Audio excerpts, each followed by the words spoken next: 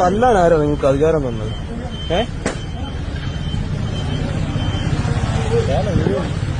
ആ റൂൾ അറിയത്തില്ല, ഞാൻ പഠിപ്പിച്ചു തരാം. റൂൾ അറിയത്തില്ല, ഞാൻ പറഞ്ഞു തരാം. ഞാനൊരു സിവിലിയനാണ്. എനിക്ക് നിങ്ങൾ ചെയ്യുന്ന നടപടി റെക്കോർഡ് ചെയ്യാനുള്ള എല്ലാ അവകാശവും ഉണ്ട്. അത് ഞാൻ പറഞ്ഞേക്കാം.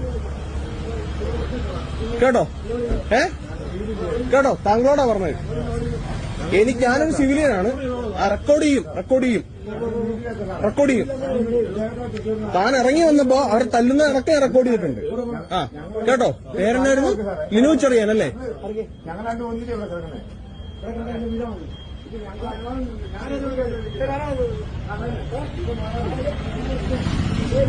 കേട്ടോ? ഞാനൊരു സാധാരണക്കാരനാണ്. റെക്കോർഡ് ചെയ്യോടോ.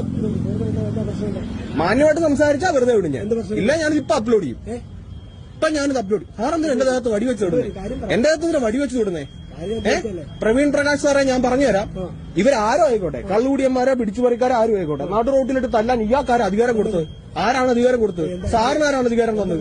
മർദ്ദിക്കാൻ ആരാണ് അധികാരം തന്നത്? വടിവെച്ച് ചൂരിൽ വെച്ച് ഇവരെ തല്ലാൻ നിങ്ങൾക്ക് ആരാണ് അധികാരം തന്നത്? വീട്ടില്ല. ലിബു ചെറിയാൻ അല്ലേ? ലിബു ചെറിയാൻ 6 അടി പൊക്കമുള്ള സാറേ, കാണിച്ചു തരാം. കേട്ടോ? കേട്ടോ? മാന്യമായിട്ടാണെങ്കിൽ മാന്യമായിട്ട്, അതല്ലാതെ ഭീഷണിയൊന്നും വേണ്ട. സാറേ ഞാൻ പിന്നെ ചോദിക്കുക, ഇവരെ ചൂരൽ വടിക്ക് തല്ലാൻ നിങ്ങൾക്ക് ആരും അധികാരം തന്നത്? ഞാൻ വീട്ടിൽ പോകല്ലോ ഉള്ള കാണിച്ചു തരാം. ഇവരെ ചൂരൽ വടിക്ക് റോഡിലിട്ട് തല്ലാൻ ഈ നിൽക്കുന്ന യമാനും ആരാണ് അധികാരം തന്നത്?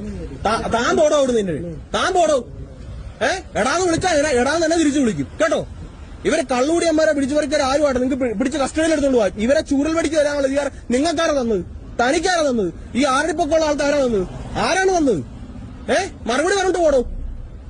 ചൂരൽ വടി വെച്ച് എന്റെ ദേഹത്ത് ഇങ്ങനെ തട്ടിയായിരുന്നല്ലോ. എന്താ കാര്യം ചോദിച്ചിട്ട്? എന്നെ ഒന്ന് തല്ലിക്കേ, ഒന്ന് കാണട്ടെ. വഴി കിടക്കുന്നവരെ തല്ലും, ചോദിക്കാനും പറഞ്ഞ ആരും ഇല്ലാത്തതുകൊണ്ട്. ലിനു ചെറിയാൻ സാറേ, നമുക്ക് കാണാം. കേട്ടോ?